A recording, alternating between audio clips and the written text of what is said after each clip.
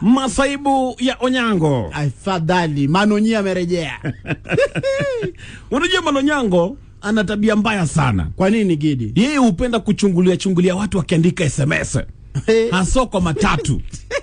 Unajua uko matatu umekaa pale, unaandika SMS yako, amekaa karibu na wewe, anachungulia, nataka kujua unaandika nini pale. Osoro nayo. Sasa siku moja wamekaa kwa matatu karibu na jamaa.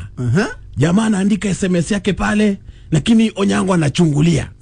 Huyu jamaa akaudhika, anaangalia Onyango anajaribu kuchungulia SMS yake, na unajua hizi ficha kwa sababu lazima iweke pale mbele aandike. Yes. Sasa yule jamaa kugundua kwamba Onyango anaangalia SMS, akabadilisha, alikuwa anataka kuandika nini. Akabadilisha sasa, akaandika jambo fulani ili Onyango aweze kuona.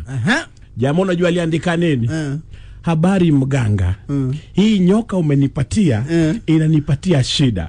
Inataka kutoka kwa hii juala na ninaogopa itauma huyu jamaa amekaa karibu na mimi. Onyango kusoma ile SMS.